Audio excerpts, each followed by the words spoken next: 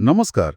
ଆଜି ଆମେ ଗୋଟେ ଲେଖା ଦେଖୁଛେ ଯାହାର ନାଁ ହେଉଛି ନାଟ୍ୟ ତରଙ୍ଗିଣୀ କୁଚିପୁଡ଼ି ନୃତ୍ୟର ପ୍ରଚାର।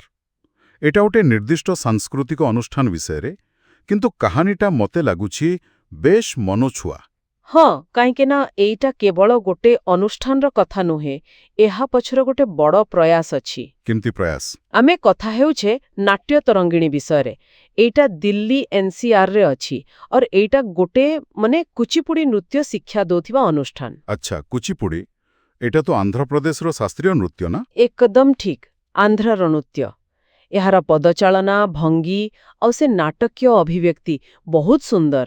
ତ ଭାବନ୍ତୁ, ଏହାକୁ ତାର ମୂଳ ଜାଗାରୁ ଆଣି ଦିଲ୍ଲୀରେ ପ୍ରତିଷ୍ଠା କରିବା, ସେଇଟା ବଡ଼ କଥା ଥିଲା। ହଁ, କେବେ ହେଇଥିଲା ଏଇଟା? ପ୍ରତିଷ୍ଠା କେବେ? ଏଇଟା 1976 ମସିହାର କଥା। ଓହୋ, 1976। ସେତେବେଳେ ତ ଦିଲ୍ଲୀର ମାହୋଲ, ସାଂସ୍କୃତିକ ପରିବେଶରେ କୁଚିପୁଡ଼ି ପାଇଁ କେତେ ସ୍ଥାନ ଥିଲା? ଲୋକେ ଜାଣିଥିଲେ? ଏଟା ଭଲ ପ୍ରଶ୍ନ ପଚାରିଲେ।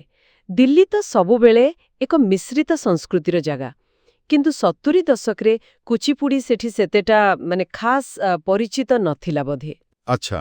ହଁ, ତେଣୁ ଯେଉଁମାନେ ଏହି ଅନୁଷ୍ଠାନ ଆରମ୍ଭ କଲେ, ସେମାନଙ୍କ ପାଇଁ କାମଟା ଖାଲି ନାଚ ଶିଖେଇବା ନଥିଲା, ଲୋକଙ୍କୁ ବୁଝେଇବାକୁ ବି ପଡୁଥିଲା ଯେ କଳାଟା କ'ଣ, ଏହାର ମହତ୍ୱ କ'ଣ, ଗୋଟେ ପ୍ରକାର ଶିକ୍ଷିତ କରିବାର ଦାୟିତ୍ୱ ବି ଥିଲା। ଏତେ ବଡ଼ ଦାୟିତ୍ୱ! ଆଉ ଏ କାମଟା କଲେ କିଏ? ପ୍ରତିଷ୍ଠାତା କିଏ ଥିଲେ? ଏହାର ପ୍ରତିଷ୍ଠାତା ହେଉଛନ୍ତି ସେଇ ବିଶ୍ୱପ୍ରସିଦ୍ଧ କୁଚିପୁଡ଼ି ଯୋଡ଼ି ରାଜା ଆଉ ରାଧା ରେଡ୍ଡି। ଓହୋ, ରାଜା ରାଧା ରେଡ୍ଡି, ନା ଶୁଣିଛି। ସେମାନେ ତ ନିଜେ ବହୁତ ବଡ଼ କଳାକାର। ହଁ, ନିଶ୍ଚୟ। କେବଳ ବଡ଼ କଳାକାର ନୁହନ୍ତି, ସେମାନେ ଗୁରୁ ମଧ୍ୟ। ଆଉ ଏମିତି ଗୋଟେ ଅନୁଷ୍ଠାନ ଗଢ଼ିବାକୁ ସେମାନଙ୍କର ଆଗ୍ରହ ଥିଲା, ସ୍ୱପ୍ନ ଥିଲା। ଆଚ୍ଛା, ତାଙ୍କର ଲକ୍ଷ୍ୟ କ'ଣ ଥିଲା ଏହା ପଛରେ? କ'ଣ ପାଇଁ ଦିଲ୍ଲୀରେ? ତାଙ୍କର ମୂଳ ଉଦ୍ଦେଶ୍ୟ ହିଁ ଥିଲା ଯେ ଉତ୍ତର ଭାରତରେ, ଖାସ୍ କରି ଦିଲ୍ଲୀ ଆଉ ତା ଆଖପାଖ ଅଞ୍ଚଳରେ କୁଚିପୁଡ଼ି ନୃତ୍ୟକୁ ପହଞ୍ଚେଇବା, ତାକୁ ଲୋକପ୍ରିୟ କରେଇବା।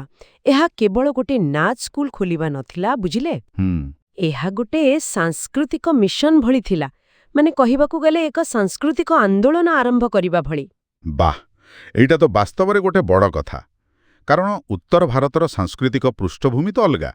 ସେଠି ଏକ ଦକ୍ଷିଣ ଭାରତୀୟ ଶାସ୍ତ୍ରୀୟ ନୃତ୍ୟକୁ ଲୋକଙ୍କ ପାଖରେ ପହଞ୍ଚାଇବା ନିଶ୍ଚୟ ବହୁତ କଷ୍ଟ ହୋଇଥିବ। ହଁ, କଷ୍ଟ ତ ହୋଇଥିବ।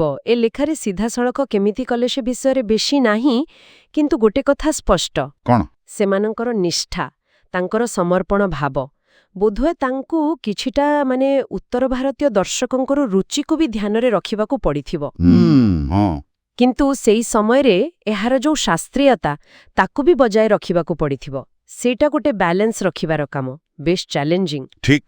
ତାହେଲେ ଯଦି ଆମେ ସବୁ କଥାକୁ ଏକାଠି କରି ଦେଖିବା, 1976ରେ ଦିଲ୍ଲୀରେ ରାଜା ଓ ରାଧା ରେଡ୍ଡିଙ୍କ ଦ୍ୱାରା ନାଟ୍ୟ ତରଙ୍ଗିଣୀର ସ୍ଥାପନା, ଏଇଟା ଖାଲି ଗୋଟେ ନୃତ୍ୟ ଅନୁଷ୍ଠାନର ଆରମ୍ଭ ନଥିଲା। ନା, ବିଲକୁଲ ନୁହେଁ। ଏଇଟା ଥିଲା କୁଚିପୁଡ଼ିକୁ ତାର ଯୋଉ ପାରମ୍ପରିକ ସୀମା, ତା ବାହାରକୁ ନେଇଯିବାର ଗୋଟେ ବହୁତ ବଡ଼ ସାହସିକ ପଦକ୍ଷେପ। ଏକଦମ ସେୟା।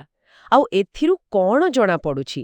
ଜଣାପଡ଼ୁଛି କଳାକାରମାନଙ୍କର ନିଷ୍ଠା କେତେ, ତାଙ୍କର ସମର୍ପଣ ଭାବ, ଆଉ ଗୋଟେ ଶାସ୍ତ୍ରୀୟ କଳାକୁ ଗୋଟେ ନୂଆ ପରିବେଶରେ କେମିତି ବଞ୍ଚେଇ ରଖିହେବ, ଆହୁରି ଆଗକୁ ନେଇହେବ, ସେ ପ୍ରୟାସଟା ଦିଶୁଛି। ହଁ, ସତରେ। ଆଉ ଏଇଟା କେବଳ ଯେ ଦିଲ୍ଲୀରେ କୁଚିପୁଡ଼ିର ପ୍ରସାର କଲା, ତା ନୁହେଁ। ମୋତେ ଲାଗୁଛି ଅନେକ ନୂଆ ପିଢ଼ିର କଳାକାରଙ୍କୁ ବି ଏହା ପ୍ରେରଣା ଦେଇଛି। ନିଶ୍ଚୟ। ଭାରତୀୟ ଶାସ୍ତ୍ରୀୟ ନୃତ୍ୟ ପାଇଁ ଏହା ବହୁତ ଗୁରୁତ୍ୱପୂର୍ଣ୍ଣ ଅବଦାନ। ହଁ, ଆଉ ଏସବୁ କଥା ଆମକୁ ଗୋଟେ ବଡ଼ ପ୍ରଶ୍ନ ପାଖକୁ ନେଇଯାଉଛି ମୋତେ ଲାଗୁଛି। କେଉଁ ପ୍ରଶ୍ନ?